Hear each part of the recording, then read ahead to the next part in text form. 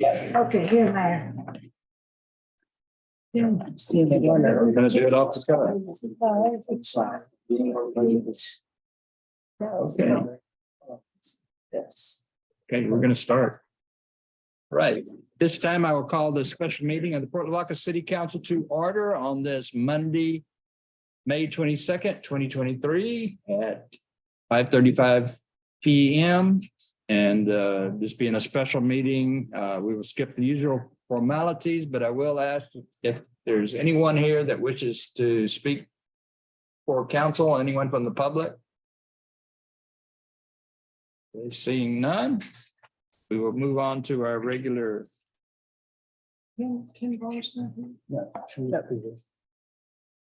move on to our regular agenda, which is agenda item 1, to discuss and consider the current concerns of Harbor Refuge Railroad Spur and a path forward. Jody, you want to tell us about it? Yeah, I'll start it off.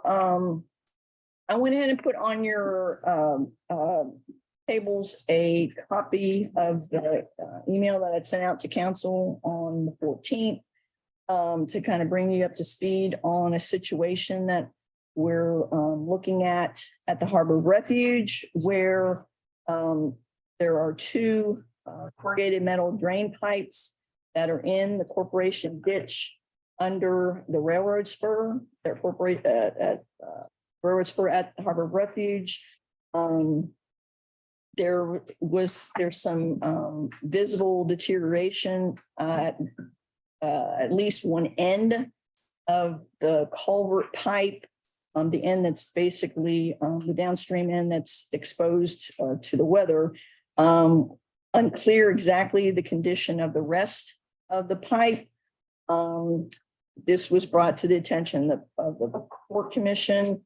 And there's been some discussion and estimates on what it might take to either make repairs to it to line it, or to look at actual replacement. We did get a cost estimate. Well, actually, it was a buy board quote to line these pipes with cementitious coating. It was right around $250,000. We also got a cost estimate to actually go in and replace the pipes in kind. That was also about $250,000 as well. I have had some discussions with Helena, and we've got Jeff Holly is here tonight to represent them within, to be here to answer any questions, trying to understand the importance of the rail to their operation. At this time, they're not anticipating any use of the rail until like November. So it gives us a little bit of time to, not much, but a little bit of time to figure out what we need to do to address this issue. We have contacted TSI out of Victoria. They are scheduled this Thursday to do an inspection of the pipe to determine the thickness of the metal left in the pipe, and to give us an engineer's opinion regarding the structural integrity of the pipe. Jody, the sinkhole that was filled in, is that a separate issue, or is that related to a hole in the pipe? Or well, the sinkhole has not come back again. I don't know that we know exactly where that material was going to, because they did fill it up. When was that done?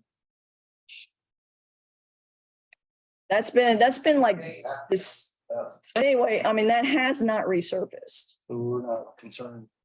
I guess. I mean, we're looking at the whole picture and not just part of it. Right. I mean, if in their inspection, they'll go in there and they identify a hole, and we can say, well, that's probably where it was coming from. I mean, nobody's walked the pipe. Nobody's been inside to walk it to see if there's any evidence of something like that.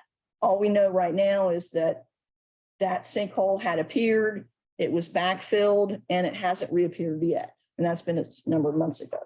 But clearly this is something that, potentially we're looking at some expense on. Again, we discussed with the Port Commission. I know Alex down the list here this evening, as is Jamie O'Neill from the Port Commission. they clearly, wanted to stress with council the importance of, addressing this. I don't have an engineer study yet, but again, we're under a time crunch, so we wanted to, bring this to make sure everybody's aware of it and have a discussion. I think I wanted to, talk about the importance of the rail, or just, make the conscious decision, as far as whether it is the desire to go ahead and keep rail, to basically replace this culvert, and any other concerns that council might have regarding this.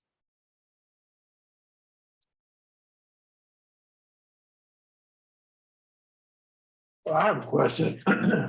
They're not using Atlanta's not using the rail until the fall. like Till November. Yeah, Do they have to have the rail?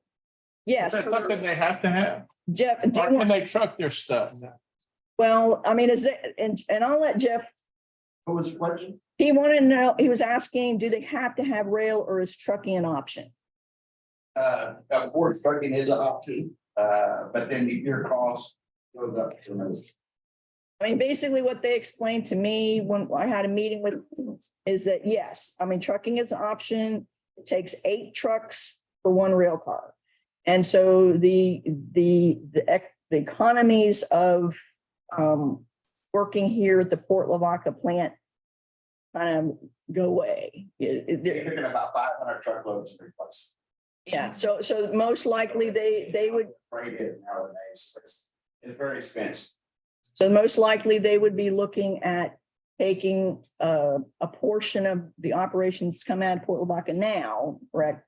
And moving it elsewhere. Correct. And so we lose employees and, or not we, but they would be losing Their employees. in the contract operation. is good till 38. They would still have the lease, and they would still have an operation, if I'm not correct. It would just be way downsized from what we have now. Yes.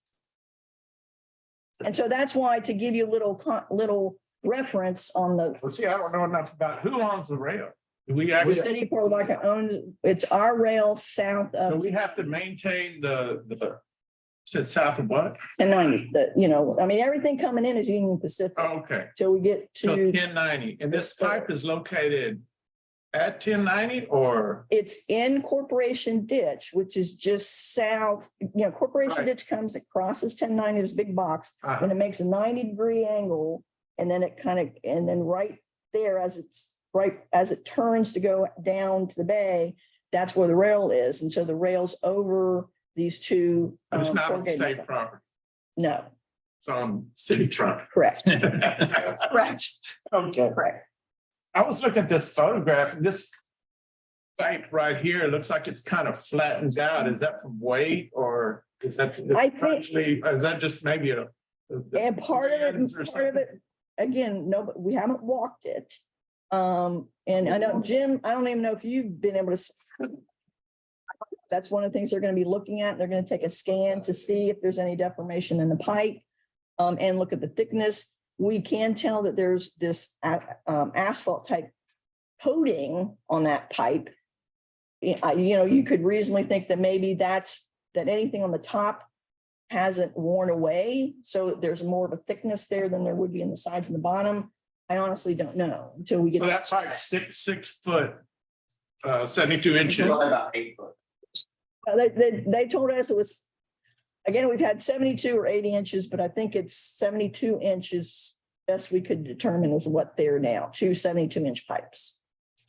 Yeah, in the last rain, Mark Barefoot was down and took video, and so the water was washing over 1090 because the box under 1090 was too small for all the water. But neither one of these were full. They were half or 3/4 full.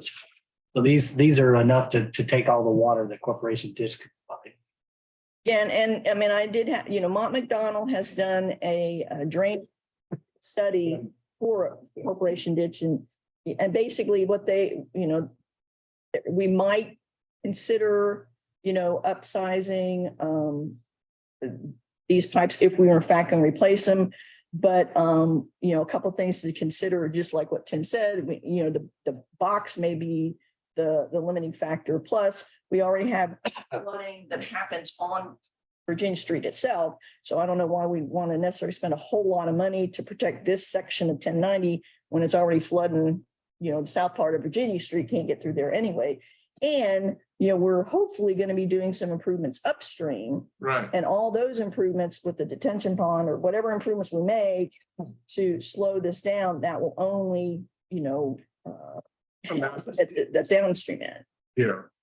So we. But that's so the something that could be state, considered. Actual boxes that are underneath the state highway would be able to carry enough water to where they wouldn't be backing up, the existing.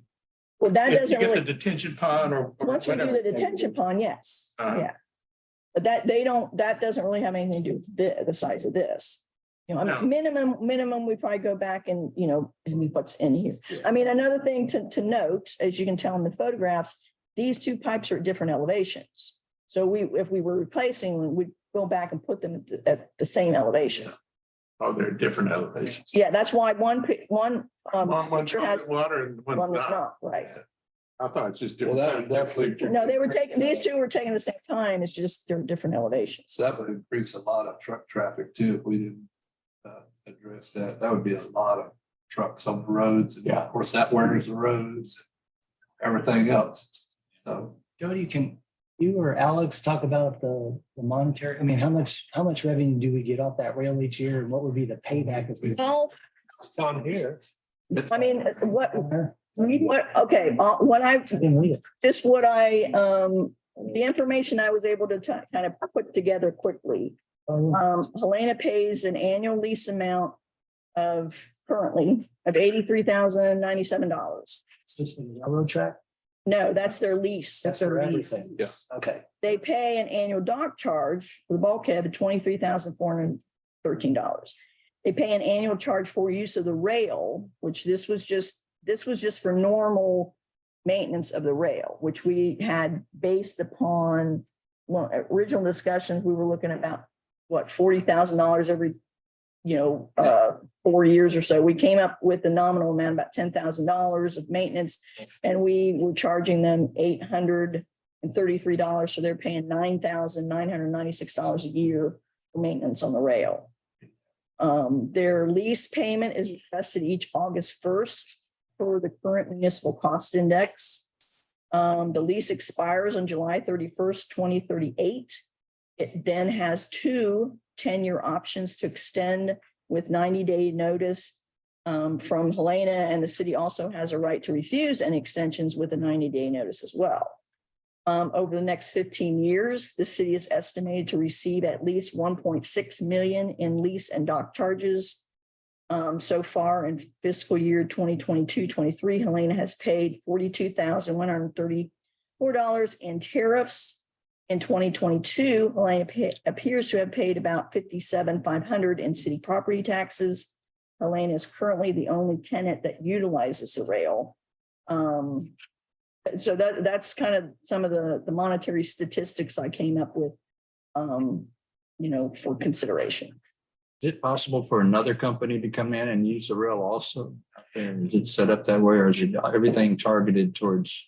Well, there is, I mean, we have a tract of land adjacent to the rail that is not being leased currently that could potentially use the rail. There's also and Alex, if you guys want to say anything, feel free. There is privately owned property on the north side of 1090 that in our land use plan is shown as light industrial. So it's feasible that somebody could come in and purchase those tracts and for light industrial and, want rail, they would have to pay themselves, just like the city did, add a spur to Union Pacific's rail, but that could be done and they would have access to rail. So short answer is yes, that potentially is there. With what we have here, it looks like just with what Helena brings into the city, it would, in over many years, would offset what we're spending here, but what I would look for is to make sure our rail can hold up. And if in the future, we have several other prospects coming into the county for business, the rare earth metal plants are eyeing us. We have the Dow expanding, Formosa expanding, and they're going to be people who will be looking for places in the future. And if we give up our rail, we're not going to have it. So I think it would be a good idea to maintain it if we want to keep an industrial area around the city. I'm not even in favor of thinking about doing away with the rail. I'm That's not just, even a thought I mean, for me. this would be a no-brainer. We need, 250,000. If we have to spend that to keep our industrial area intact with the rail. The rail is fairly important to most industries. And to clarify, I mean, if we actually go and replace it, my guess is it's going to be more than 250,000. And that was just the contractor's estimate to go in there and do that. I mean, You've already got we would- coming in to that GSI is coming in Thursday to do actual a survey, determine the thickness of the metal, the actual degradation of the metal pipe, and give some recommendations. Urban engineering does a lot of work for us at the port. They would be in a position to where they could put together a bid package. We would discuss options of, potentially upsizing and that, again, look at cost, whether it's worth to try to look at upsizing. We have reached out to some suppliers of the pipe to find out whether there's any crazy long lead time that, we see anymore. And they told us no, that, a few weeks that they should be able to have it. So that's not a big deal, but realistically, even if we really get on this and get going, the earliest we would be looking at awarding a construction contract would be at the August meeting. Now, granted, if we consider an emergency, I guess we might push that to the end of July, but I'm thinking bid wise and putting everything together, we're looking at the end of July before we can bid this out. Jody, would we go, want to go back with the same type of material or? I mean, that's an idea.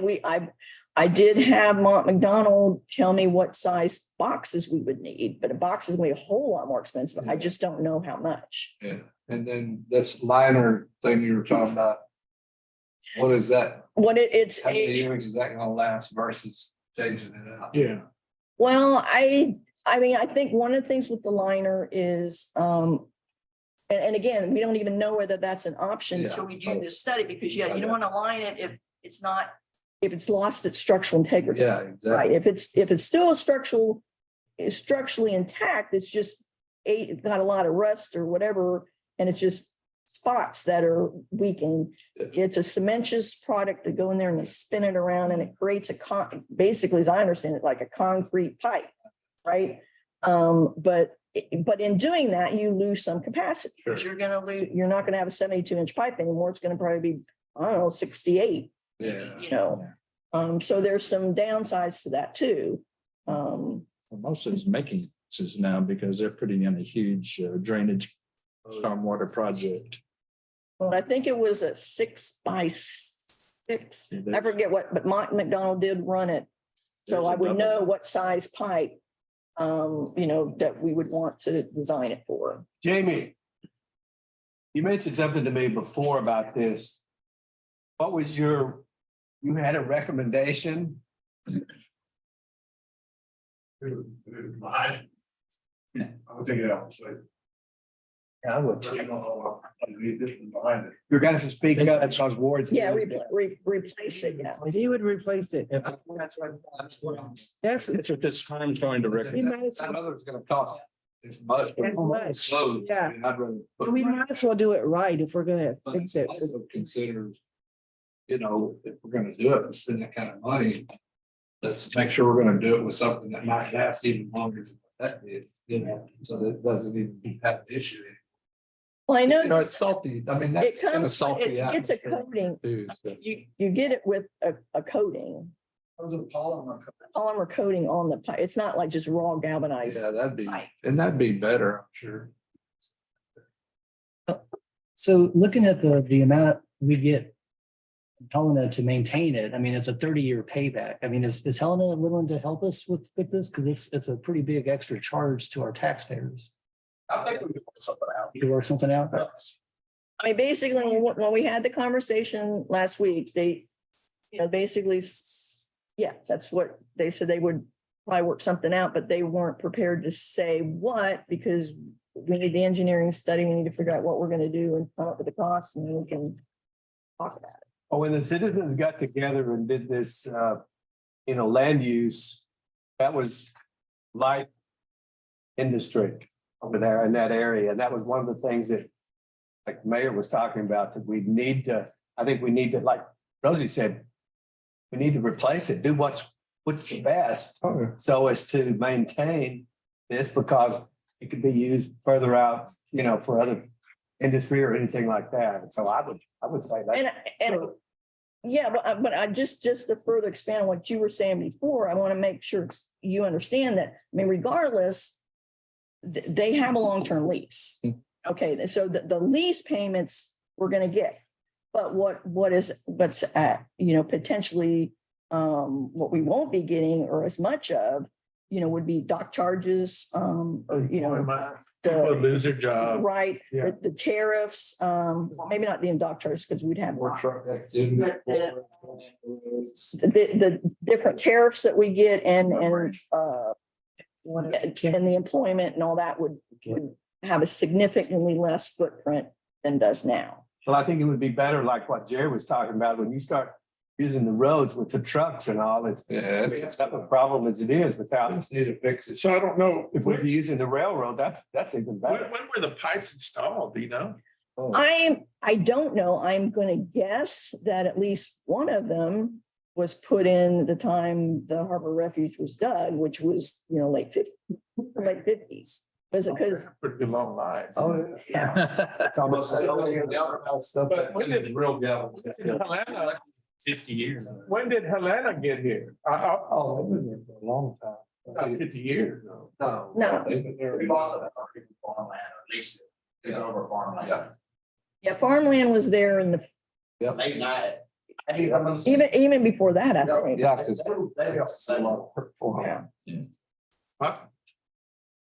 Can you, so the stuff that we're transporting over this rail, which is the reason we need to really work on it, it's phosphoric acid and ammonia, right? Some pretty, yeah, so it's some pretty bad stuff. Oh, So what is our response plan if a car or something were to derail a train, or if a car were to roll over and have a spill, That would be a city response.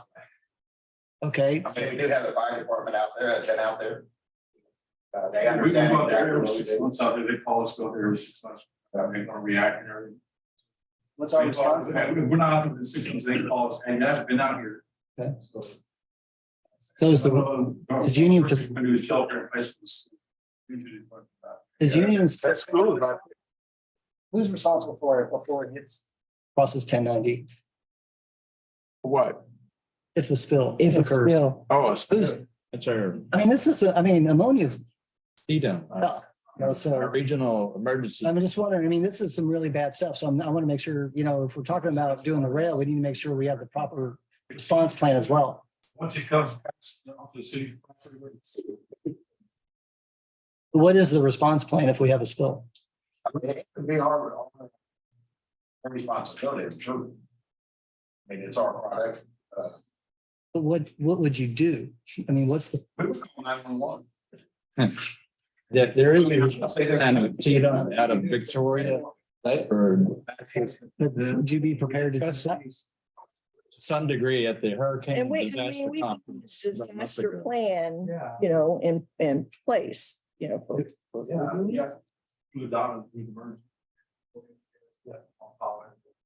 Yeah. All right, well, we have the judge here. Are you comfortable with that?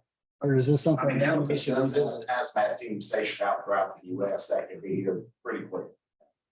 Okay. We have contracts with a lot of them.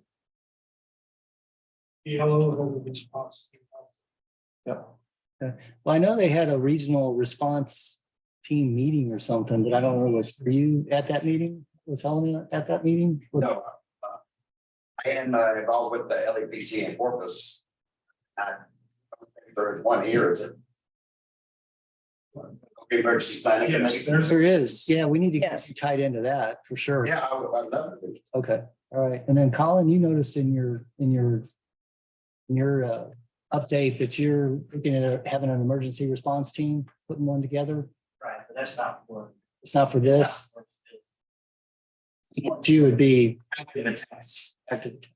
And Emergency Management District has assigned an officer here who just, I believe, started today. Yeah. And they're the ones that keep the plans and work with Joe and Colin and our people. LaDonna, yeah. So the rail, is it used seasonally, like just through the fall and winter? Yes. So if there was a derailment, there's a north wind that would carry that ammonia straight to that school. So that would be, you couldn't wait for somebody to come from Victoria. You'd have to make a decision right then, get those kids out of that school. Yeah, I think that's what they're sheltering in placing. Anytime a gas is exposed, you have to shelter. the place. How often do those rails through there get inspected by us? Do we pay? Quarterly. Oh, we actually get it looked at. Well, I mean, our rails quarterly. Yeah, our portion. Union Pacific, I'm not sure how, I think that it may even be annually. I don't. It's not bad. We do ours quarterly, yes. We just started that, what, Yeah. year and a half. Yeah. So really, I did request the meeting because I just wanted to make sure that one, we're all on board that we want to save the rail, and two, if Helen's willing to help us with the charges, that would be wonderful. So. Because I think we need to get We need to. get a look at lining and replacement, look at the cost. I'm leaning towards replacement. If it want And- authorize me to get into But- it. That pipe was in there 50 years. So, that's a pretty good lifespan, but still, if we want to, look at something that's maybe a little more has a longer life. But you know that news is probably now that it won't last as long as that. it's hard to say, it could last long. That's probably some real good galvanized stuff. that was- Get it over with. Many years ago, I mean, I'm sure. you said it's a riveted, do that, but it might be riveted pipe. Yeah, I was gonna say that's probably 50,000 plus 50,000. But we need to look But I don't know at that that's, that. I mean, do you have anything to And you say? come back to council for more. But you still have to authorize it. Alex Ogden of the Port Commission. We have James O'Neill here. We're all in agreement that we need to keep the rail spur. And as long as it's been in service, it's actually just dollars a day. Those pipes have been in there for over 60 years. Replacement in kind, and Jody mentioned that a minute ago. We have new improved materials. It's going to be the same galvanized pipe, and that's going to be a coated pipe, better put together. The idea of expanding the size to an 80-inch rather than 72 will help us in future growth of Port Lavaca as we drain the other ends of the city, moving towards the bay and the repairs for corporate ditch.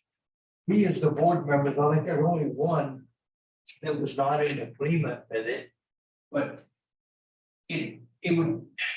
From the discussions, we believe that the concrete pipes, it's not a regular square box. It takes a special concrete pipe to go under the railroad crossing would be cost prohibitive. So simply replacing would be our best, most cost effective option. And the idea of removing the spur is just within, in my mind, just not a good idea. We have a port without a rail spur. It just doesn't make sense. There's a lot of land on the other side that can be greatly improved and developed once things happen. Remembering that we're on hold right now for the jetties. But years ago, when the jetties came in, that rail spur was used to carry so many of the granite rocks out to the jetties. We may again be able to do that. So I don't know. We have a train depot over here.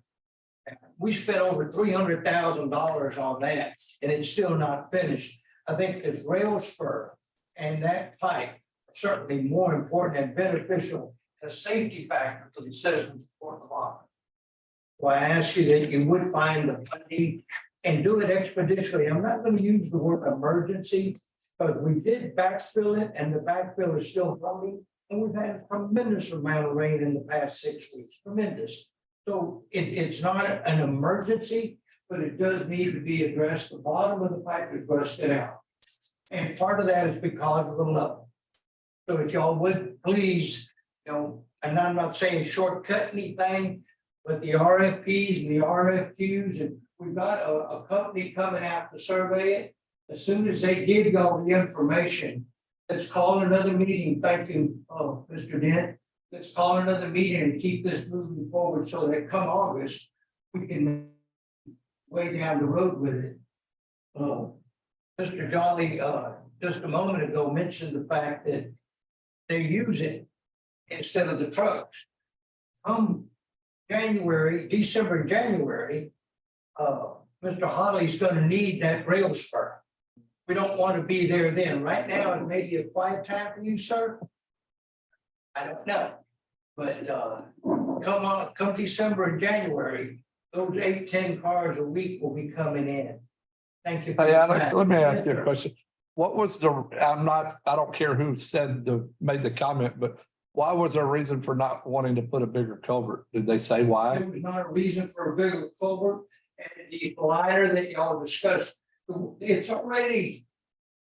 I saw pictures of it when we had the flood recently, not the flood, but the big rain, and they weren't overly filled. But if you put that liner in there now, you're throttling down those culverts. Yeah. When you get them level and just another, 15 or 20% to each one of them, the volume and the drainage for the upper part of the city, south side, will be greatly improved. Yeah, but I mean, you said somebody was opposed to that, but what was They their? were opposed to what- us having the spur. Oh, okay. I thought you meant they were opposed to putting a larger pipe. No, And I was like, why are they opposed to that? they were just wanted to disappear and I'm. Oh. At all. There That was the reason I. a couple of things we Half of it, can do. and not to short circuit it, but to move this process quickly forward. And again, thank you for bringing us here today, Mr. Dan. Thank you, Alex. Thank you.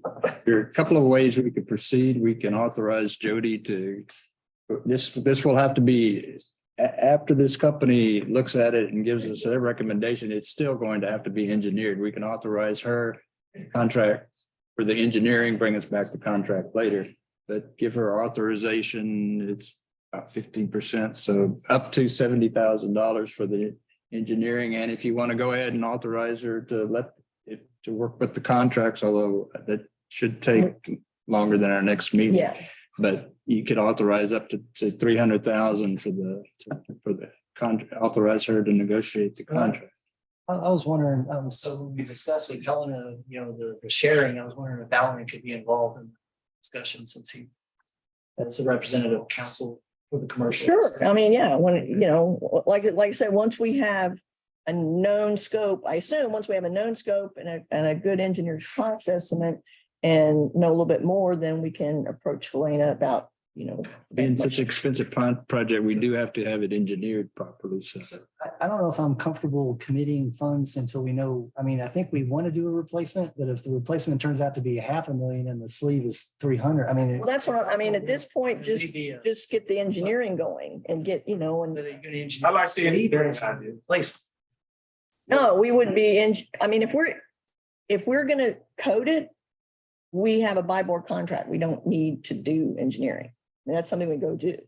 But to actually replace it, Right. which, then, we have to go through the procurement, the bidding process.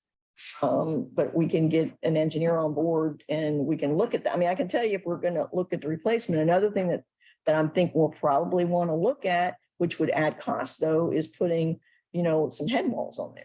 Because right now it's just the pipe. There's no head wall or anything. Yeah. That might be something, but that's going to be an added cost as well. So the engineering that we would authorize is to determine how much it would cost to do a replacement. To put together a bid package to bid out a The replacement. replacement. they'd have to do this Coding the is. scope on. Correct. Well, does Helen have, do you have an opinion on that? No, not really. Not really. Okay. I mean, other than, I mean, that we know that option, the buy board option, I think there's little doubt that could be done in relatively short order. You know, again, there's pros and cons to it, but it could, you issue that contract and then you can get out there in the next month or so. I mean, we would get it done for sure before November. The other way, it's gonna be tight. Where are you gonna get the contractors to do that? Where will they come from? More than likely. The one we have a price from now, they're called Vortex. I believe they're out of Houston. They were recommended by, Urban Engineers has used them. I think they've done some work out the plants and stuff. I mean, that's what they do. Yeah. They, this is exactly what they do. They take corrugated metal pipe and then reline it with this cementitious material. We have I a, think I put a link in that package just for anybody who wanted to look at what it was about. we have a meeting June 12th. Will TSI have the report before June 12th? Yes. Okay, so can we defer the authorizing of the engineering until June 12th at that meeting to see if TSI, because the TSI says that the pipe is actually I mean, in shape, then. I mean, in fact, might be good. you know what, I mean, I'm hoping to have it before that, maybe, we might. Yeah, if we have it, we could maybe even have a special meeting the week before that or something, just to. I'm not discuss for delaying. I think what we need to do, because there's a good possibility based on what they said. I think the replacement would probably be the best. And I think the fact that things move so slowly that we need to go ahead and authorize her. And Jamie wants to say something. I want to bring it, make sure I understand. What's around that pipe was gone at one time. It washed out and made a sinkhole. Right. Whether the mill is good on that pipe or you line it, that's still there, whether you fill it or not, because the compaction of the subgrade and the compaction of the base is not where it should be. Yeah. If you dig it out, you can make sure all that's. Yeah. Yeah, I'll bring that up before you start doing this lining thing without knowing. yeah, because I mean, the signal is still an unknown, that's right, we don't know what the extent of that was. And then The TSI study will determine. No, I mean, it's gonna tell us the integrity of the pipe itself. Yeah. I mean, it's not gonna. The elevation. If you do any Well, work, we're gonna. have to, I mean, if there are engineer it. any voids on the outside, I don't think, I mean, that's a separate issue. I mean, that's not gonna tell us, that survey is just gonna be on the pipe itself. The thickness of the material, and is it degraded to the point that it's no longer structurally sound or needs to be replaced or whatever? If we're gonna authorize the replacement, we don't need the TSI report. We just do. Yeah. Well, I mean, I mean, Yeah, I think we'll just get it done right. I just, right, so I can tell. so surely just to try to kind of wrap it up. Surely you and I can get with whatever engineer you're thinking is going to be best for this project. Get them to go ahead and do a price, their price, I mean, and bring that to the June 12th meeting yeah. I mean, contract. Couldn't do it any sooner anyway, could you? well, I mean, I'm thinking Urban with just a task order, but yeah, yes, we can do that. Yeah, Urban would be we already have a master contract with them. And so the only thing, and we can check tomorrow if there's any, just to verify And perhaps what is in the ground right now. under your authority, with your spending requirements or authorizations, you could get them to do some preliminary work Right. just to even look at what the scope might look like Yeah, If you, which we've already done some of that home. and make a recommendation for the June 12th meeting and a price. Yeah. How's that sound? That sounds good. I like that. that sounds good, but then we'd still do an RFP or we would just pick one specific engineering firm. I don't think No, I mean, 30th Tuesday. RFQ, I mean, that's up to you guys. I mean, an RFQ is going to delay things. we can already do it through Urban. Or I've talked. Anyone, any of them. They've done this kind of work before. You don't have to They can do that. Who has, Joe? Urban. Oh, yeah. I don't think we need to delay things any more than necessary, because just the fact that we do everything so slowly. Yeah, we gotta get it done. I mean, we need to get it done ASAP. Yeah, but we know we're not getting screwed by the price. To get something. But we can't price engineering services. I'm not talking, oh, okay, so the construction will still be or it will be bid out. Bid. I mean, that's. Yeah, yeah. It'd be over 50,000. Right, yes, because we're looking at least doing it Did engineering services, but that's just. because the state law says we can't. It's this thing. Anyway, okay. All right, well, I'm good with that. If we want to authorize you to come to your limit to get the engineering. Well, I mean, I think you don't need to take any action. I mean, we can Got just, some direction. and then we'll bring And them. when we start to go some of the commercial aspects, you know, bring Alan in. Yeah, okay. You should be able to bring something June 12th that's Yes, recommendation, scope, yeah.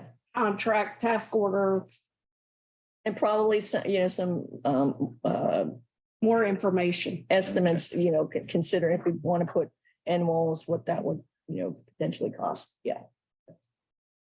Okay. It's good.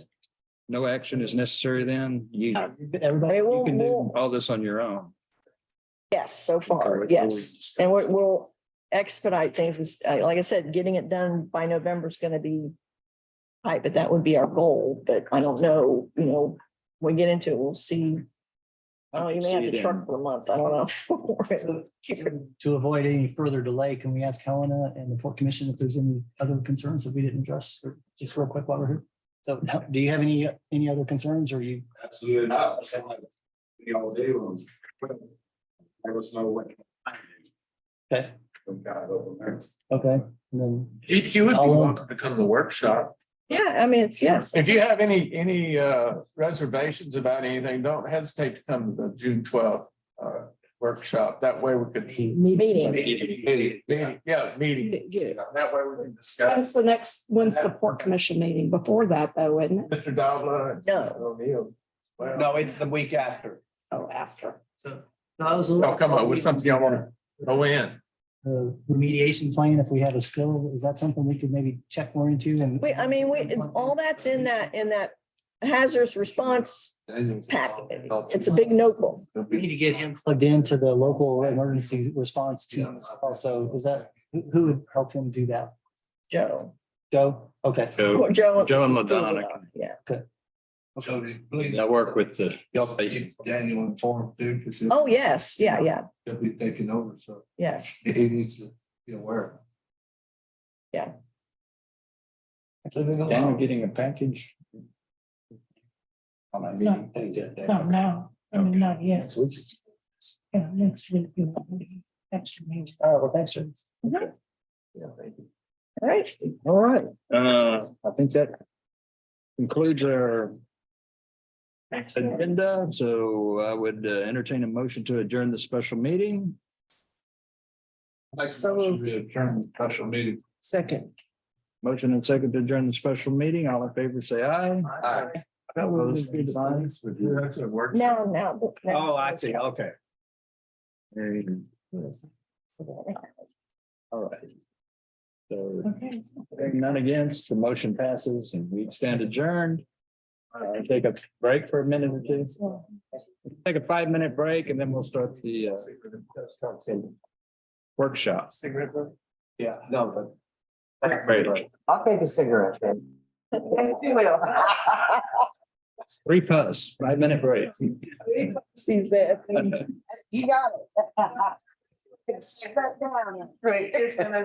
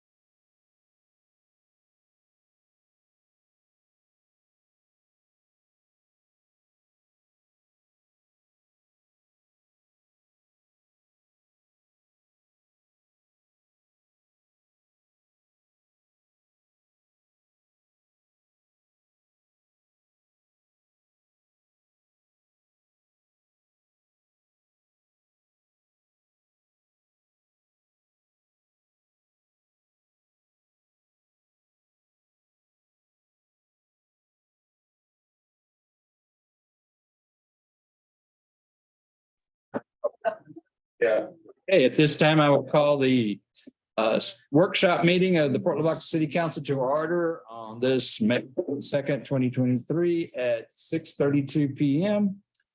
And in a workshop session, we skip the usual formalities, but I do have to ask if there's anyone here to speak to council from the public on any issues. Okay, seeing none, we will move on then to our regular agenda for the workshop session. And agenda item number 1, receive presentation of annual police department activity report for the 2-year period from January 1st, 2021 to December 31st, 2022. Colin? All right. It's good. Well, Mayor Council, thank you. I think this is the second or third year that we've done this. Yeah. Second year. And basically it's just to kind of be as transparent as we can as far as the department and what we've been up to. Some of the things we've encountered. And it's kind of go over some numbers. So we'll kind of go over the business goals. Start there. Let's get them. Yeah. So in 21-22, we were able to complete the building security project. Of course, council approved all that, and so we got all the cameras, the fences, all that's up and running and good to go. All the keypads, and so that's pretty much a done deal.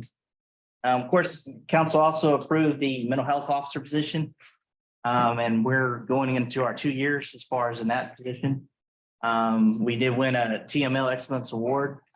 Given that position, it has definitely been quite the benefit as far as citizens. I know we're really venturing off into a lot of the autism. We had a autism registration as part of the Autism Awareness Week about a month ago in April.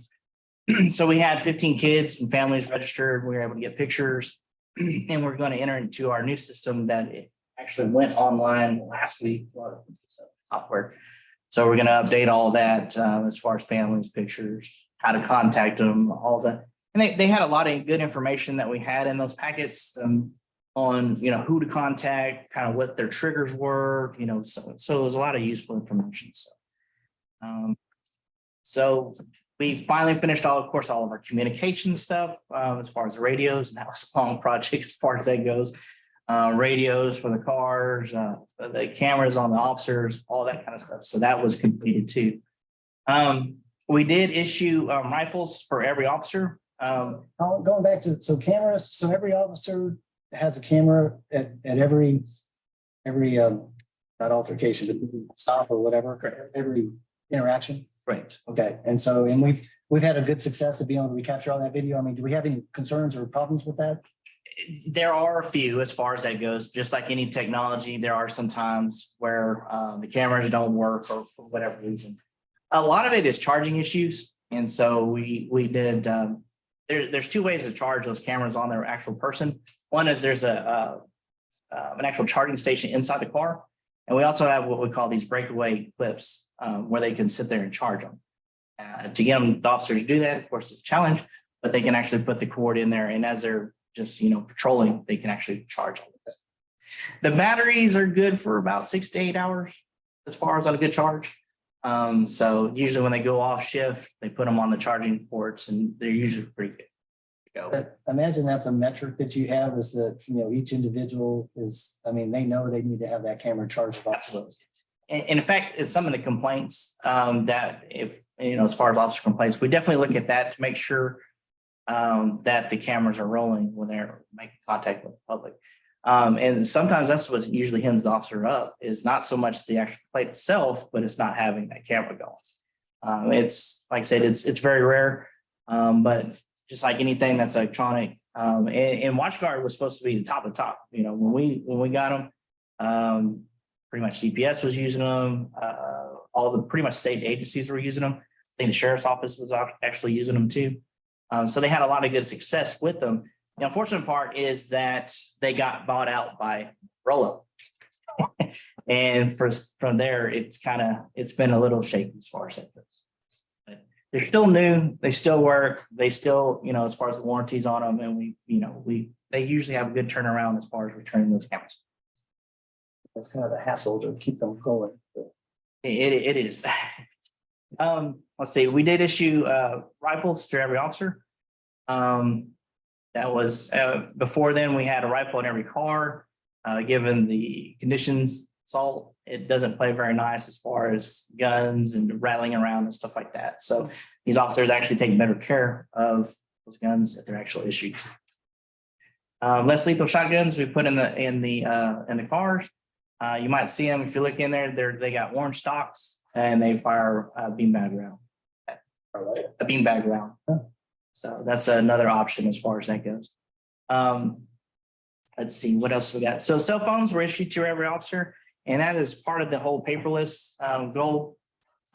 We've had some pretty good strides when it comes to that. I know the DA's office is very interested in doing that as a way to save time and money as far as getting cases. So there's been a lot of talk about that here recently as far as with our DA's office. So that is kind of another way we can do. There's a lot of forms and stuff that can be actually on the phone itself. Training have always been a big issue. So quarterly firearms has been we actually have an awesome firearms instructor now. He came from Parks and Wildlife, and we've had very successful quarterly shoots here lately. The latest one that we had, we just now went to sights actually on our handguns, and to make as far as our accountability for every shot. And so we just recently had a quarterly shoot just on that. So, and then of course, the lease program for the vehicles, of course, that's a citywide, streets, fire, all of us. How's that going with vehicles? Good. We just got 3 in a week or 2 ago. It's like Christmas around there. So we're pretty good. Well, they've been struggling getting the vehicles in. Right. So we're Halfway or 3/4? I could give you a little bit better accounting of it at the next meeting, but we've been. Let's just say that we have enterprises doing their utmost at trying to secure vehicles for us. At one point in time, we had 6 pickup trucks that were on a rail car that got released, and they picked them up for us. And we actually changed over. I had made calls to Wayne and I think it was mainly for Wayne's department. We had spec'd out 2-wheel drive trucks. These were 4-wheel drives, but still with the rest of the specifications and cheaper than what we had spec'd out. Drive. Wayne, are you okay with that? Yes. Need the vehicles. So Citywide, we're still having issues. yeah, we still have a few more that are coming in that we still ordered. I believe the fire department is, got the longer lead time on some of those. Because they're a little bit specialized. The police department, obviously, too, has been a little bit slow in coming in on those vehicles. But we're getting there. Is all the gear on a police vehicle, is that part of the lease or is that separate? Yes, Well, they outfit afterwards. And we've been using the same outfitter when we were actually purchasing our own vehicles. That comes out. Correct. Well, It's actually, it's actually part of bundled the up bill. into the lease purchase, yeah, so we actually send it. So once the vehicle comes in, it arrives, it checks out at the dealer, and then it gets sent over to the outfitter. Right. And they put on the equipment that's specified, because we want enterprise to handle that, because if the vehicle is damaged or it's not installed properly, that could diminish our resale value of the vehicles. So we just kind of want them to handle it throughout the entire process. So other than the delays, I mean, so this was the first time we've done this. Does this look like it was a good decision, or would it have been better if we just stayed buying vehicles like we used to? Well, I think from the comments that I get from some of my counterparts, they were asking me, how are you getting vehicles? Right. Because we can't. So having enterprise in our corner really was worked in our favor. And do you think it was working? Oh, absolutely. And I think too, I like the whole maintenance issues as far as that goes. And they are Johnny on the spot as far as making sure that you get the oil change and the maintenance done on stuff. Good. So, yeah. So do they call you to remind you or? There are emails, there are, and they have at times called as far as that goes. But there's, Oh, yes. You know, and we just had another driver roll out because we had one driver roll out in the very beginning, but because the vehicles were coming in so slow, they said, no, okay, let's have another driver roll out. Let's tell everybody what the process is. So they're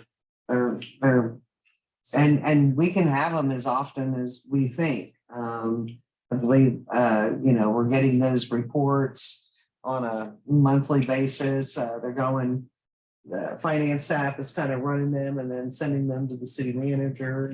And she is also keeping up with the departments too. If she sees that, one department or another is might be behind in their maintenance. But That's good. Yeah, it's definitely been beneficial as far as that goes.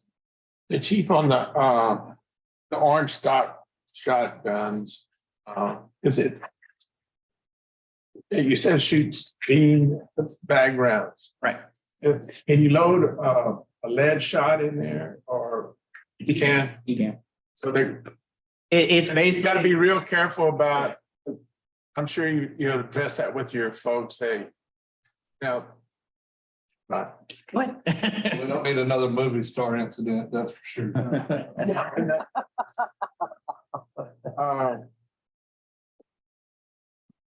How about the rifles? You said a rifle for each op, are they all the same rifles? Correct. As far as the platform itself, there's only a few modifications as far as that goes, and it had to be approved by the firearms instructor as far as that goes, and that's the site. Semi-automatic or fully automatic? They're semi-automatic. But the only, as far as modifications, was the actual sights. And like I said, I'm not, guns and I are not that good, but you'll get into huge debates on what side is better, Leopold. No, I understand that. Yeah. And so there's three that we've kind of, that an officer can have an option. Thank you. So I think that was for, as far as complementation. So the 5-year plan, of course, there's the centralized combined dispatch, that is running as far as that goes, my understanding. On their way as far as the process and stuff. So is everybody housed in one location then, or how's that working? So as far as when that happens, So we just had. Underway, Underway. it had, we just took bids on the building. Oh, so we have to go building for this? Yes. Oh, okay. Everybody's gonna be housed at one place? and so it's not, we will pay for the service of a dispatcher. We will no longer have our own dispatchers as far as that goes. So our dispatchers hire into the new or. I guess that would probably be conversations a little bit later down. Okay. But yeah, that's the intent. Okay. That's the definitely hope as far as. Okay. Yeah. Let's see. What's the timeline for that? Well, it's They just, I'm thinking, what, Richard, like, I don't, that's, Supposedly what? I think realistically, maybe 2024. Yeah, we're really gonna be pushing it for the end of the year, but it might be close. Where they gonna build that at? Next to the jail, Oh, okay. it's a vacant spot. I got you. Remember, this council gave a variance for the That- parking that site. I got you. let's see. Of course, the training facility, firearms range. It's actually kind of, as I was sitting here waiting for to come up, Dustin Jenkins actually sent me a text that he was actually looking to grant work for a emergency services training. So that's something that we've kind of kicked around a little bit too, as far as helping one another in a kind of a training facility. We talked about pretty close to maybe the new EMS station out there. And then also utilize the range there the fire range and have half and half as far as fire, and then also an actual shooting range too. Where would the shooting range be? So right there where the animal control center is, Where Blardone used to be? where the fire training ground is. Yeah, where the old Blardone, yeah. The old wastewater plant. Yeah. Okay, will that be an indoor fire range then? No, it'd be outdoor. Outdoor? But we would have hope is to actually have a training classroom that we can maybe house like 100 people. That be archery and stuff too, or just fire? This would just be for first responders, Okay, so not open to public. probably not archery. Let's It see. would be kind of cool to see y'all, you know. Well, Bow and arrows. of course, what we're working on too is the mental health response team. I've actually have a meeting with Rashonda on Wednesday and to kind of discuss a lot of this. So there's this kind of an ongoing issue as far as the county, our mental health authority, and not getting the care that we need as far as a lot of our citizens that are suffering from mental health crisis. Yes, you know, it is a step in the right direction as far as, you know, Sergeant Wooldridge, but we need to find people, you know, a place for these people that are in crisis. There have been times where we have sat literally for days and our mental health authority comes in and safety plans them out and releases them back to a family that has no idea what to do. And it kind of, we are left again. Well, you know, see if we respond again, and sure enough, probably a year or two, we're back over there replaying the same issue. So Rashana and I have been talking about finding a Calhoun way as far as to try to handle this.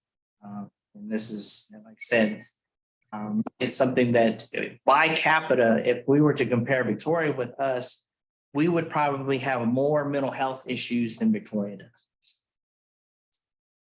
It is definitely something that is not improving and is not getting better. We have to spearhead for, you know, go forth and do a better job of what we do. We certainly getting, I mean, he's doing quite a good job. He's getting a lot of good PR and a lot of Right. access to your department for that position and how he's handling. So thank you for that. Is there any way can this also deal with the homeless population to some extent, or is that? It's usually hand in hand. And then two, you know, yes, there is a law in the books that we can use, but you have to first try to find assistance for them and then note that assistance is made. And because that's another issue as far as, you know, homeless, and it's starting to, you know, we're starting to have a whole lot of regulars. One of them, you know, she has mental health issues, and I hate to say that sometimes other law enforcement agencies, not our county, but they bring them, you know, give them a ride, you know, and then you're stuck with them or trying to figure out what to do. So it's to me, it's a very broken system in that we have to figure out something on our own because what's there is not good. Alan, can Golden Crescent help? Something like that? Mid-coast, Well, no, well, not, well, maybe Mid-Coast, but also I was thinking Golden Crescent, Golden Crescent, you're on that. check-in funding on that. I'll give Midcoast a lot of kudos. We had everybody knew her very well. She was staying at George Adams Park for the longest. And we had several conversations with our mental health authority and also San Antonio State Hospital. And our mental health authority was very happy just to come along and give her medication and take off for the month.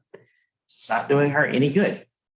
And I basically told the San Antonio State Hospital, I will force your hand. I will make you do something. I will bring her to you.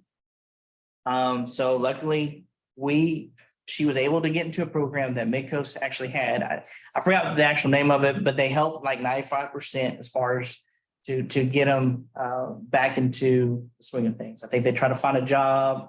They handle like 95% of her bills and it's like 75 and then HUD-funded program. right. Very successful. We haven't seen her since. So my understanding, she's in Victoria and she's doing Good. I was just driving by the park today, thought about it. But yeah, Is the mental health officer part of the homeless coalition? we've had a few, Invitation, has got an invitation to be a member of that. right, he has attended several of those meetings. Good. It's kind of, You know, that's where you make connections, especially with people that are dealing with the homeless population and, you know, also and so on. And have that face to face. Joel, which one of those coalitions is that? it's one that they're starting to try to start up down here. I think the biggest, the harbor is also in on it, But the one in Victoria, that's the one, yeah, we were, Yeah. something that was, more of a regional type. I think you're talking about two different, you're talking. Yeah, we're talking about a different one. One that's a startup. That's right, and we were trying to start, getting their nonprofit status. right, I would just recommend that, you know, he meet some of those folks. I'd like to see him meet some folks up there because it would just enable him to make better contacts that Yeah, good. this person here will. Has questions, he has references. Thank you.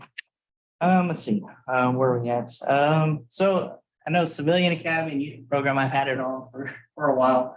I've been trying to get a lot of that. That's one thing I haven't been able to figure out all the logistics to it and then try to get that up. That's still a major goal of mine in the next 5 years. I know it's been there quite a bit, but a lot of it is personnel issues and COVID didn't help as far as that goes. And being kind of stuck out of that for 2 years. And so that's still something I hold on to as far as trying to get it done. Paperless submission, that's actually, like I said, it's growing legs. And our DA's office is very interested in doing that. So we've had a lot of good conversations with the DA's office. I think she's looking into actually getting a portal so that we can send our cases, which would actually be, it would save on time. It would be very efficient. And it also, as far as money, I mean, some of these cases, you're burning stacks of reams of paper. And then not to mention thumb drives and so all the video that's now attached to a case when you're using thumb drives instead of just CDs and DVDs. So I think you just flip over, so 100% of the submissions would be that way as opposed to paper. Is there a timeline for?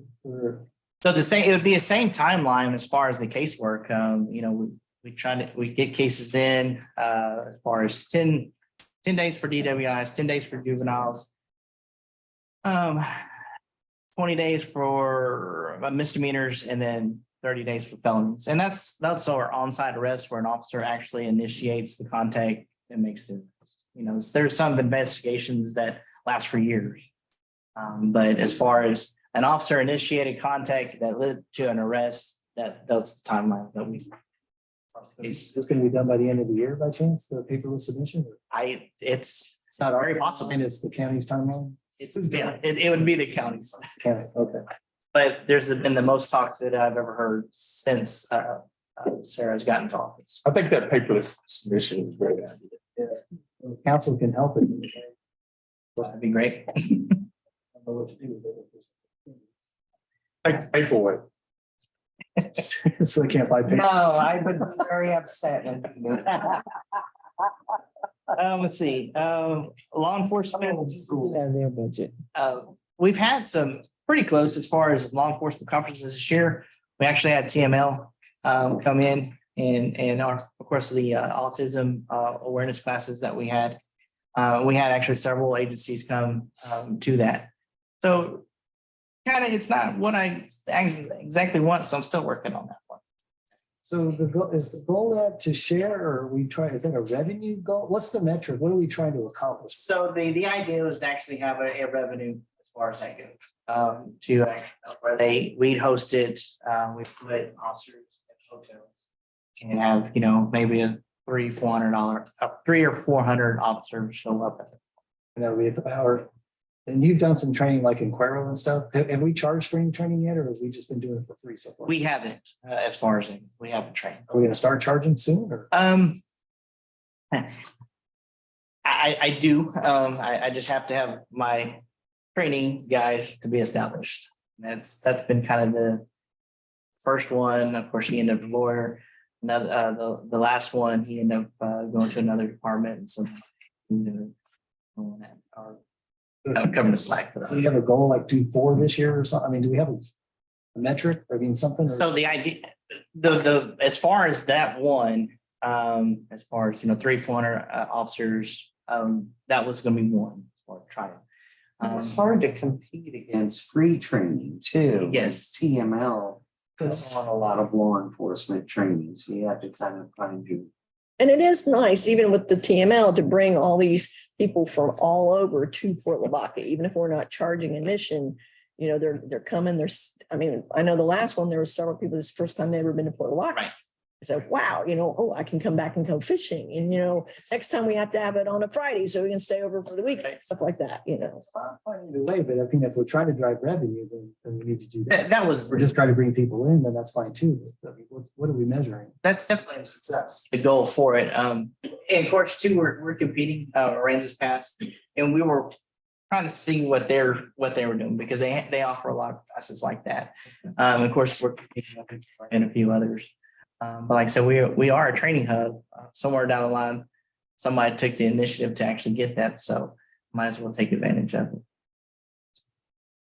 Let's see. Of course, the emergency response team capable of assisting industry. Industry has always asked for assistance when it comes to that, and this is for our active shooter, or active situations as far as that goes. Of course, personnel is always an issue with this, but given in the last chief's training, there is a lot of, since Uvalde, there's a lot of stuff that is going to be mandated as far as law enforcement and being up to par on a lot of this stuff on responding. As far as the how Uvalde responded, that we can't respond. And there's a lot of stuff as far as training. In fact, the alert is a training that was Southwest Texas, or Texas State now. They're the ones that did their actual report in Uvalde as far as what we did wrong. And so the legislation is requiring us to have, as far as even chiefs, a plan, how it's going to look, and constant training when it comes to this. It's almost like when your Sandra Blandlack came, all your de-escalation classes, this is going to be another requirement of Are going to be funded, a funded mandate? there is funding, and a lot of it is free as far as the courses, and they have a lot of train the trainer. So a lot of our officers are certified in that. I know that the 2 officers that do doing active attack presentations for the districts, they're certified in what they call praise, and that's the civilian aspect of it.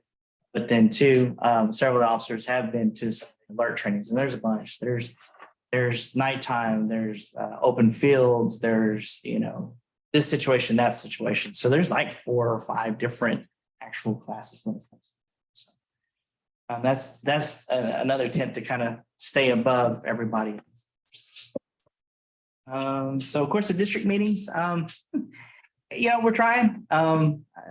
We actually kind of stumbled on a pretty good idea on the last one, and I think we're going to start Facebook living it again with the help of the wave. So that was actually had about 10 or 15 people watching on Facebook. So we'll give it a shot on the next one as far as on the District 5 one. So Yeah, the last one was pretty good. I thought it was really good. we kind of shortened it down. We did. We were asked to shorten it. So it was really good. We did it on Facebook Live, or I don't know. We did it on Facebook Live for the. It's really good. Your guys did a good job. Thank you. And of course, additional personnel, that's, whether or not, it'd be nice to have maybe another detective or something like that. I'm not even giving too much thought to that.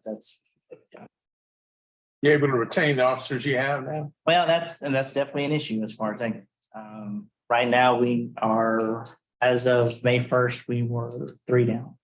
I do have one that's in the academy, it's in Del Mar. I do have 1 or 2 that are looking for sponsorships from the next academy. So that would fill us up. And then we're going to lose 1 to DPS in September. And that's what I always tell them, I get it. Name of the game here. Yeah, with law enforcement, it is definitely an employee's market. You can go anywhere, anytime. I mean, if you look on TML, every city is hurting, everybody's looking. I know Victoria at one time. GPS had signs. Yes, they were on City Hall's doors. I almost kind of felt like taking it down, and I'm like, oh, it's GPS. How dare you? Kudos to our fire department, right? Because I think their turnover is pretty low. So imagine that's a similar situation. Yeah, it's definitely interesting times when it comes to law enforcement as far as that. So I guess moving on to the next page. So Paul, I was looking at your goals and we kind of skipped over the core values, but I was just kind of, we've had some challenges in that department, the core value area. So I was wondering, are you doing anything? Is there any goals or any department building or any improvement goals that you have in that area? Right. You could share. So, there's a few things. One is we're starting a lot of pass down, what I call pass down meetings. And that's 10 or 15 minutes of both shifts together and going over an ordinance or a law or anything. We also, the two detectives, Burris and Powell, are actually the ones that are doing this. And they actually have kind of been some kudos as far as that goes. Who made the most contacts as far as businesses, who made the most contacts when it comes to traffic contacts, a few other things like that. And as far as to recognize the ones that did a good job either that week or the week before. And so that's one thing, and that's been successful as far as it's actually sitting. If you've been to the PD, there's what we call the training room. We actually have them sit in there and, like I said, watch a video. There's a lot of stuff as far as your First Amendment auditors and and we actually had a class on that for TML. And that's basically people, going around with, with their cameras and stuff like that to try to bait city employees into, hey, you can't do that. Well, they do have a right to do some of that. And it's caught up a lot of cities as far as in suits against them for that. So that's, some of the training like that. I do have as far as another one we've been working on is design for what they call the challenge points. And so they have a stock in it. It's actually kind of the one that they kind of came up with is pretty neat. It was the Half Moon Lighthouse on one side and then our patch on the other, and actually looked pretty cool. So they're actively involved in getting that going too. They were actively involved in the actual new graphics on the patrol units. So I wanted their input as far as that goes. A lot of the stuff as far as budgetary, I always say, all right, let's kind of figure out what y'all want. I'm not in the car, y'all are, and so, they take an active role as far as what, as far as the actual budget, as far as items that they want. Of course, training is always a big deal. We've actually, they've been turning in their request of the special ones they want to go to. And that seems to be a positive impact. I know one really wanted to go to firearms instructor class. He just got back from that. And also there's one officer, he wanted to do the advanced instructor's course. We were able to find him. And so he's going to that one. I just had two come back from instructor course as part of the firearms and stuff. So that's some of the little stuff as far as that goes. I know, being assigned their own rifles has helped too, as far as that goes. Of course, there's some who are more crazy about guns than others, but it, they seem to be taking care of the equipment a whole lot better when I do that.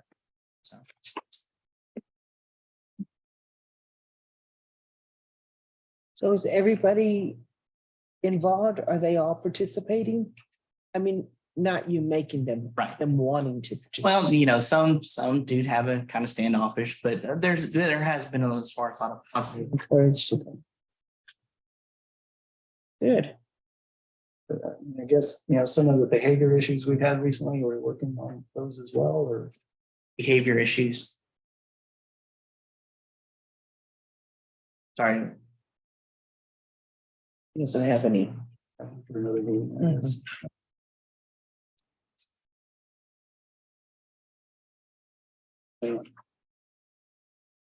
Let's see, It's one, carry on the floor, or is that, do you have any more questions on that? That's right. See. So this is basically our performance measures. We typically use this for budget. In 20 to 21, and this is actually budget oriented than anything. But from October to September, we had 75 community programs that we attended or were part of. Training hours, we had a little over 3,000. The total number of calls for servers was a little over 18,000. Number of officer initiated calls was over 11,000. Citations were about 900. See, number of warnings, about 3,000. Number of motor vehicle accidents that we worked was about 236. Our average response time was 314. Cases assigned to CID was about 116, and we had about 312 arrests. So in 21 to 22, we actually had 144 community programs and events that we attended. Training hours was about 2,400.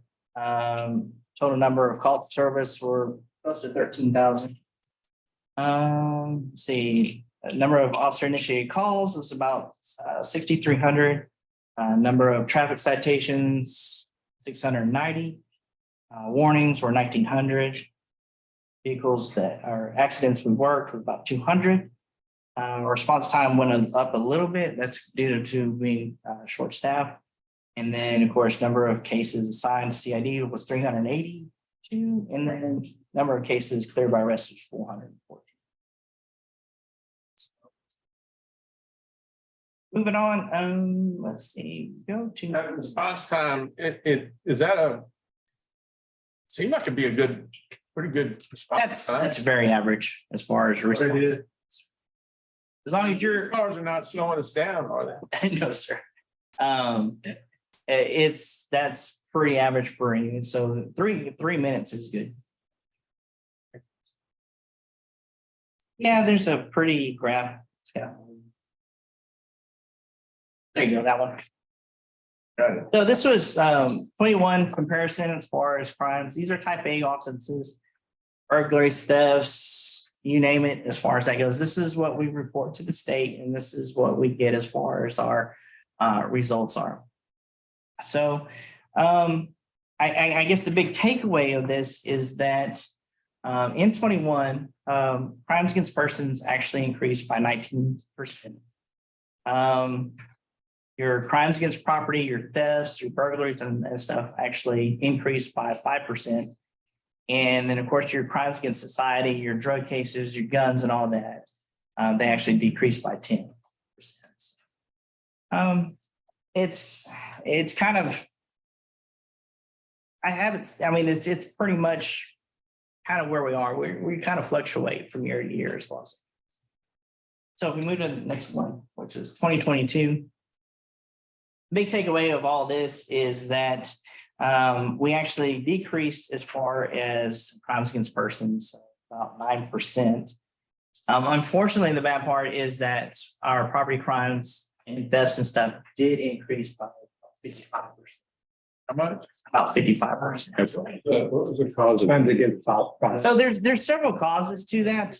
And typically in our area, it's usually one guy getting out of jail and just having a spree. That's one cause. Another cause is, of course, the economic. You have shoplifting problems. We do have a lot of shoplifters. Right. We do respond to Walmart almost on a daily basis. It's going on a long time. They used to do a lot of work for Walmart, man, and you'd be amazed at what all they steal out there. It's increased It's amazing. last year. We have had a lot of thefts and stuff. TVs. Can you catch them? Do you catch them? So, well, here's the deal. Um. We have caught them. We have, sometimes they want to prosecute, sometimes they don't. Sometimes they want to give a criminal trespass and remove from the property. So it's, sometimes they get a citation given the amount. So yes, and their loss prevention actually does a really good job as far as catching them and giving us all the information as far as. You know what the number one theft item used to be when I used to do all their work? Cosmetics. Cosmetics, yeah. Cosmetics. Number one. I hear they're walking out with those Walmart bags, not paying for shopping bags. Well, they also do. There's a lot of what they call, they scan something and they double it up into the bag. Oh, yeah. And so there's a lot of that. And yes, our thefts have gone up as far as That's unfortunate, but. I don't know how that happens. I mean, those are big kind of arguments with them all the time. If it's not the right weight. and their cameras have gotten, they improved their camera systems in the store. They walked out with, large TVs and nobody said anything, saw them, or they went back and reviewed it. There's been literally. They ever get theft control person there now. They do. And of course, they, like anybody else, they have to turn over and stuff like that. So, but our officers have a really good working relationship as far as those guys go. And so the last thing, of course, crimes against society, there was a decrease about 9%. That's good. And That's drugs. and this is just a breakdown of basically the numbers that were used for those graphs. So there was in 21, there was a total number of 374 offenses. 109 of them were crimes against person. 177 were crimes against property. And then 88 of them were crimes against society as far as drugs, all that kind of stuff. Let's see, go to next one. Of course, we had a uptick as far as offenses. There was 454. And the major cause of that was, of course, property crime. So that went up to 275. The rest of, like I said, the crime against person and then even crime against society, I actually went down. Next one. This is just the percentage as far as that goes. So those who like percentages, that's where that came from. Same, basically the same sheet, just shows the percentages. Oh. I didn't catch you. All right, and these are our calls for service as far as that goes. Right. To the pie chart. These are all the top call types that we've had. And so our top 5 calls for service for 21 was, of course, extra patrols, traffic stops, follow investigations, citizen request assistance. Most of those are generated by the PD. And of course, suspicious persons responded to the most. And let's see. Lots of extra patrol. Yes. We get a lot of requests for extra patrols. So this is 22. Traffic stops actually top extra patrols. We got follow-up investigations, suspicious persons and vehicles, and for citizen requesting assistance.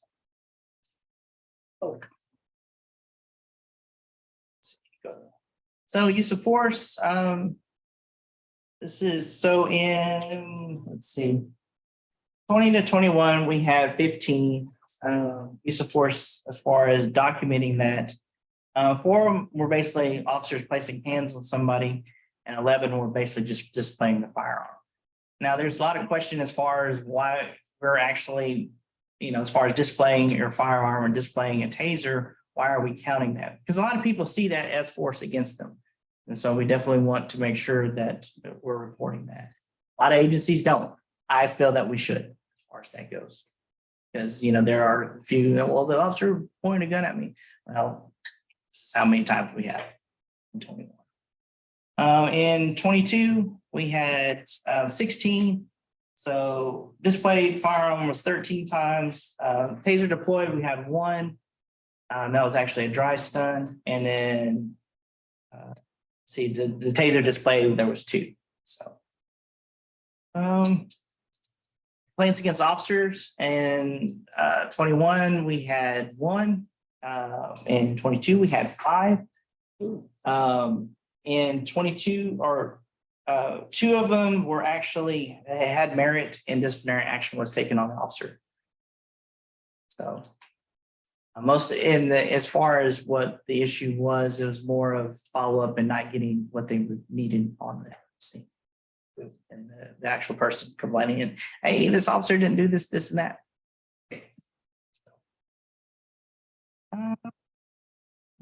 So this is where we're at now as far as officers. Like I said, we have 3 vacancies right now. We do have 1 that's in Academy in Del Mar. We should, like I said, with 2 of those positions, we should be offering a sponsorship to one in Victoria, and I think the other one in Wharton. And we should be able to, that one, we do have somebody that's in the application process with us right now. So hopefully within the end of the month, we should be just at 2. Not too bad. Not too bad either. And that's pretty much it as far as What kind of trainings do you have department wide coming up here? Anything? So we do have of course, the next qualified shoot. And that should be some kind of active attack response at the shoot. There are, like I said, I do have a few scheduled as far as the officers. Of course, there's ongoing training during the week with the pass down little 10-15-minute trainings that we've been doing that Detective Pyle and Detective Burris have been doing. So that's proven to be pretty good success as far as that goes. And I kind of like the idea of them actually sitting at a table, listening to a supervisor. All right, this is what we had today. This is, you know, what we can expect tonight, and then let's have a little training. When Officer or Detective Burris does his training, does he get the whole audience of the entire police department, or just parts of it at a time? So we have, I guess you would say, shift A and shift B. Shift A has a day and a night. Okay. So when they come in to relieve each other, that's when we're doing what we call the pass down. So, Okay. but we're teaching the same thing, A and B. So, you know, when A comes in, it'll probably be Monday and Tuesday. You go to the same information. When B comes in, it's Wednesday and Thursday. I got you. Same. So, in other words, they all are getting benefit of it. Correct. So when they do trainings, you said they go over what happened the day. Right. So how do your officers know what to train on? If it's during the pass down when they're coming through? I mean, are they calling the training officers? The officers that are training to let them know this happened and I believe we need training. Right. I mean, I don't know how it works. That's what I'm trying to find out. You know, I'll do. Usually, the lead is Pyle, and basically, we have several long tables, what we call in the training room. They all sit. Sometimes, yes, some might be on a call still, but Pyle's been waiting long enough to get all the information. And most, you know, 9 times out of 10, we're all in there as far as that goes. I like to sit on them too, as far as that goes. I like to see both the day and the night shift as far as in any kind of listen on. And every now and then throws my 2 cents on something. But basically, Pyle is actually taking, hey, we had this, and that. Usually there's a corporal as far as the supervisor that's on. And usually they'll take the lead as far as what was done that day. We had a health animal control with loose dog over here. We had 2 accidents over here, that kind of stuff. And then it moves into as far as Pyle actually or Burris actually having presentation on, like I said, an ordinance, or I know they did one here recently on just how to enter evidence. Just as a constant reminder of, yes, it's the little parts of your job, but the little parts of your job can be an issue if you don't continuously address them. And so that's, like I said, it was as basic as take it, you mark here, tape it here, and this is where you enter it. I mean, yes, they've already been trained on it, but it's just another refresher as far as that. Exactly. It's kind of continuous exposure to stuff that they should already know, but it's not constantly reminded. I think I answered your question. I think so, but you get training on ethics. On ethics, there are classes for that. And I know as far as what's required every year is your de-escalation classes and all that. And they throw a lot of that stuff in there with those. If you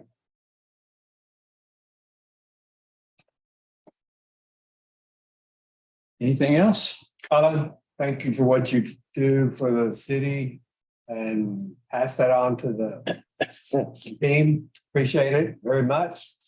I think you all do a great job. Thank you. And God bless each one of you. Thank you. Thanks. That's it. Thank you. County Judge. Thank you. Comment on college. Sheriff was gonna be here tonight to give his support and backing for calling his dad had open heart surgery. Oh. Oh, my. And everything's fine, so I just want to say that last week in Commissioners Court, we did honor the police department and the sheriff department during police, National Police Week. It turned out real good. Everybody was, all your men were surprised, I think, but it turned real well. And I just got to say, the county, the sheriff department and the police department are working together better than we could ever have in the history of county counties. That sounds great. Good. Colin. Thank you. Good. Yeah, it has to be a joint effort Yes. nowadays. Thank the sheriff for us too. Yeah. Well, of course, the joke is always we see eye to eye. Yeah. Figuratively, but it is true as far as that goes. And I appreciate the judge coming and joining our council meeting. Thank you. Yeah. Thank you. Thank you. Thank you, Judge. Thank you, Colin. Thank you. Move adjourned. Nope. That That was the easy part. We've got the capital. plan. See. That's the judge's cue if he wants to step Well, out. there was hope. All right. Okay, we will move on then to agenda item number 2, discuss potential projects for inclusion in the 5-year capital plan. You can keep it short if you want. Yeah, I think Susan's gonna give a little brief presentation. I'll talk and use my hands and whatever. No yawn. Well, I appreciate city council staying awake until this boring capital improvement plan, but this is actually, I think this is kind of some of y'all's fun stuff that you like to look at every year and so without any delay, let's do you want to give me something? Money ain't funny. Okay, all right. So where are we going from here? So tonight, we're gonna kind of reintroduce last year's priorities, solicit council's ideas, and then, back up. Oh. Okay. All right, I can talk now. I have something in my hand. And then city staff is gonna gather information and bring this back to city council. That's, hopefully what we're gonna talk about tonight. July 24th is when city staff is gonna present their recommendations to city council, what we've gleaned from this information tonight, and obviously further on down the road. This is tonight is not the night to bring all your ideas. Please just continue to funnel them into us throughout the entire budget process. And these ideas come in actually all year long. As we discuss things and talk about projects, all of these things, I'm lists are going constantly and we're trying to identify these projects and get them on the list. So, but city staff is going to try to come back, bring these recommendations to city council. We're also going to discuss potential funding sources, and present those and get council's input on that. And then have council help us prioritize what, according to their vision, what are your needs? What do you think that we need to do? So that will take place in July, and then in August, we're going to come back to city council and see if we got it right. And hopefully vote to adopt the capital improvement plan for the next 5 years. So with that. So, and how do we get there?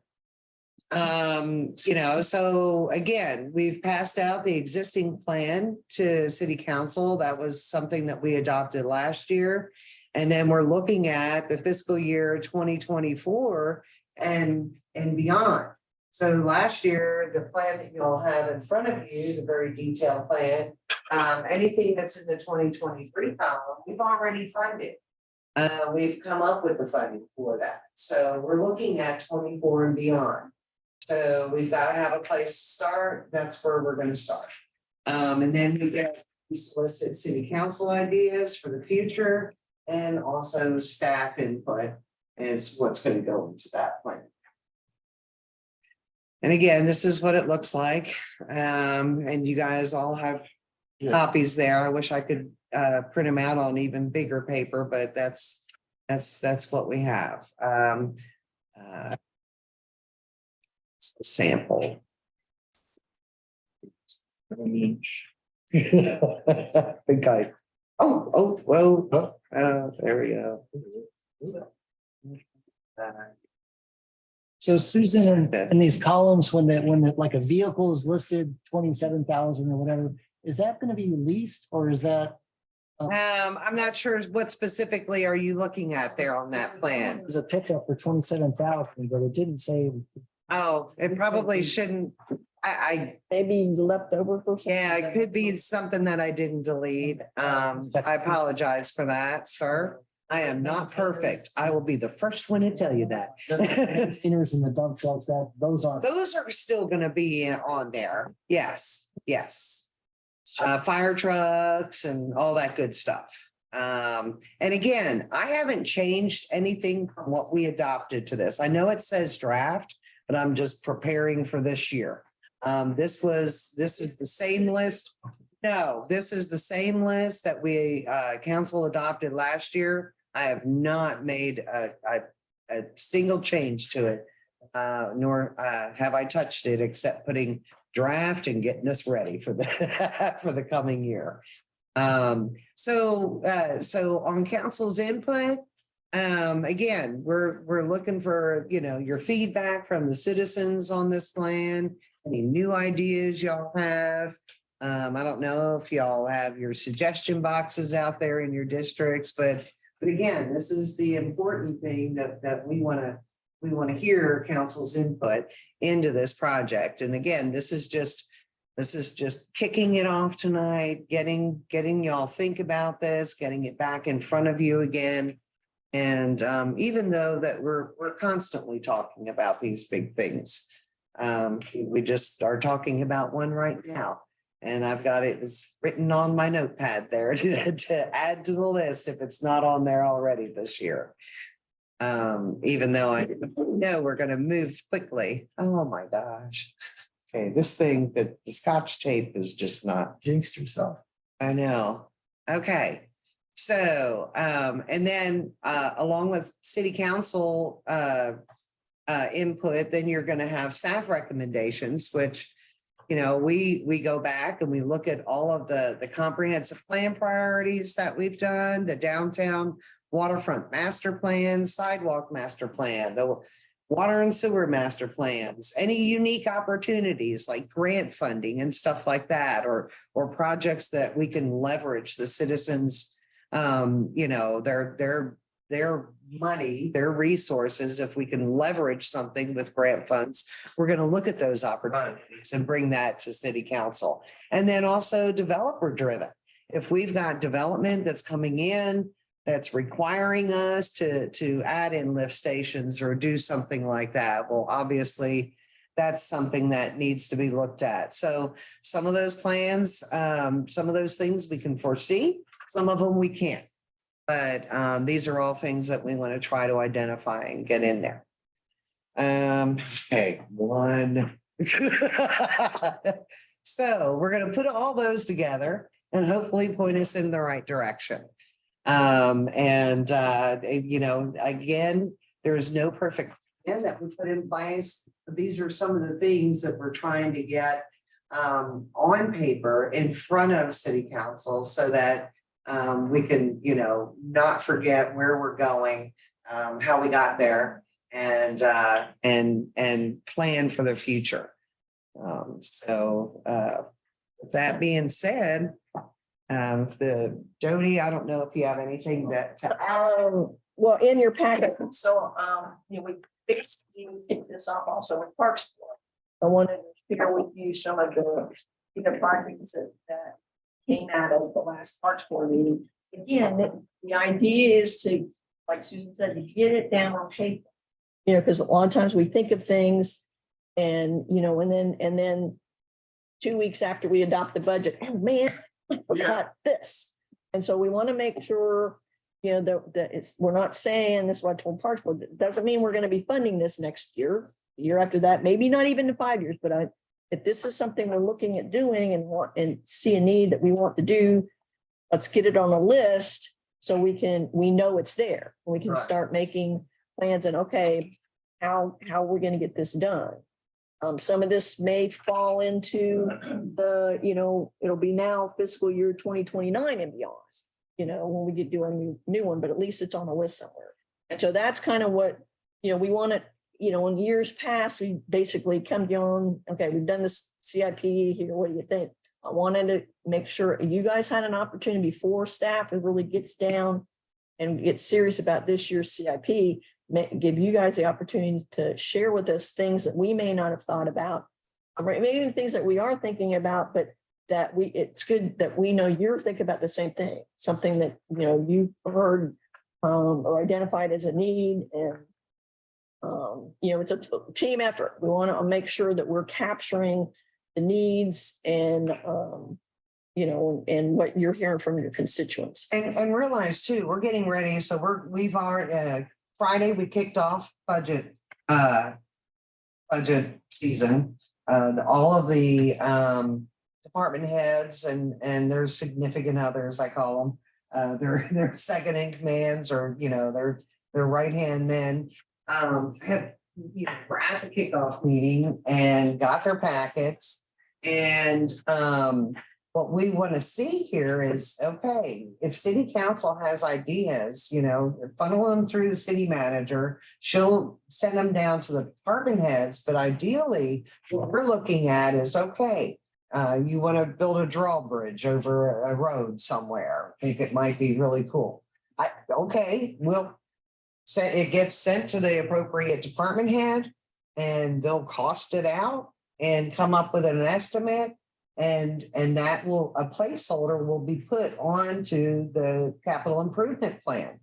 And then at that point in time, you know, so that the department heads are going to be coming back to meet with the city manager in early July.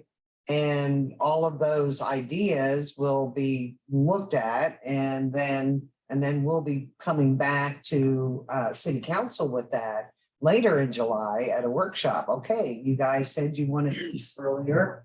Here's some of the estimates we came up with on that. You know, And then eventually you guys are gonna prioritize that. Some of your priorities may have changed from last year. You know, last year we said, hey, we think we want to do this stuff in 2024. That's on the current plan right now, but it's fluid. You know, the priorities are gonna change. Every year they're gonna change, so. So this list, because we were, is there a certain priority? I know it's not numbers. No, We're just jotted, so this is not prioritized. it is not prioritized. There's no cost. Do they have a similar list? We, in fact, it's a lot shorter. We've been looking at, obviously, Can we get it right? what we were talking about, here tonight. And then the projects that we're actually going out. Grant funding on our Kepler projects. Those are really the ones we've been talking about that are significant. I was gonna try to do one like this for Port Commission, but I didn't get a chance, but those are the basic ones that we're talking about. No, we can solicit that. Yeah. And email out to Port Commission and ask them to bring their ideas at the next Port Commission meeting, just to get them going on their. They have some things here. So the column 2023, 24, you said that's already funded? No, So 2023, You're saying 2022, 23 is funded. 22, 23, the first. Okay, so 23, 24 is what we're budgeting for this. right. If we say fiscal year 23, we mean. That's the one you're really in, and that's been. Okay, This that's is, the opposite of us, we do it. Is that Anyway, right? so, If you have, but I mean, you say this is fluid, I mean, it can be fluid, but I mean, the intent is like at least the next year out, you would pretty much follow the plan with very few changes. We don't want to have a whole bunch of changes Well, every year. pretty much so, but again, this is. that's up to council. Yeah, yeah. Yeah, some of these things are, some of the stuff that we've got, that we sold bonds for and stuff. Some of the engineering on the streets is going on right now, but at the end of the day, if city council wants to change their mind and redirect, we did that in the budget workshop. We basically found things that we were going like, yeah, maybe we don't need to fund that next year. Let's do it the year after or whatever. I mean, that can all get moved around. Make it work, But again, I think the primary thing is I want to make sure you guys had the opportunity and knew to come tell us. And because oftentimes the public, although they're always welcome to be a participant in the budget process, they really do. But I'm hoping and I believe they're probably talking to y'all. Well, I appreciate us starting early. Thank you. Yeah. Because for years and years and years, I have said we need to start earlier on the budget than just wait till July and August. Yeah. Well, we So I budget all year long. I mean, you guys lost these things, But we don't do this for the following year to the very end. So I do appreciate you doing this. I really You're do. welcome. Thank you. We're trying. Thank you. Ultimately, I don't want to say it because y'all are holding to it, but I'm hoping not, it may not happen this year, but next year, I'm hoping that we're gonna have a totally separate document. Your 5-year capital improvement plan. With these summary sheet here, and then all of the individual sheets that detail what goes into this behind Want to it. briefly explain to them about our project numbering system? Oh, yeah, okay, so that's a new one too this year. So while these projects are kind of in their infancy, I've noticed that we're, especially finance, we lose track of them. I mean, these projects may have 3 different names while it's going through its life cycle. And at the end of the day, we're trying to capitalize these projects. And we're going, is the Bayfront Park the same as the Bayfront Park improvements or is the grant involved, so we kind of, we're not smart like that. So we deal in numbers. So we came up with a project numbering system to help us, stay with the project. and also to help the department heads stick along and stay with their project. They may understand what the project is, but we may not. So that will help us. Now, what we've decided, it's just random numbers, 1 through however infinity it goes on. But the year that the project is funded is when it gets the additional number. So for instance, we have GF, which means a general fund or general government project. And if it says 23 or 2023-003, I think we have one on there. It was funded in 2023. And then it was the third, just randomly project number 3. But if it's not funded, you won't see a year added to it. So it's easier to know what fiscal year that project came into play when it first got funded. Some of these projects may last several fiscal years, but you can look back and the project number can tell you a lot of things about it. I don't know, a lot of talk and much to do about nothing, but that's our They're in order project. this year, and 3 years from now, it'll be interesting to see if they're still in order. But This is great. That's really Can you give us what the colors are for it? Well, yeah, so those correspond, it's again, I didn't change anything from last year, but if you look at the summary sheet at the very back, of each section, there are little, green is bonds, and I think I've tried to show those, so anything down at the bottom, you see the colors on the numbers. Where? Pleasure. Right here. Oh, okay. I don't see no I'm sorry. orange. Yeah, it's, I'll try to come up with a better, Oh, this is fine. better This system. is really good. No, No. but this is the same thing. Now, again, you guys got this last year. I haven't changed it yet. We're just starting. Yeah, leasing equipment is just. It's about maintaining. It's to build. I have to go back and remember why I did that one. It's pretty good. It's on the very first page and then. It's the animal control. Police department. Yeah. Was that the funding first, maybe? Because it has things in it. It's Green is bond. maybe? Yeah, I think the green were bonds, but I can't.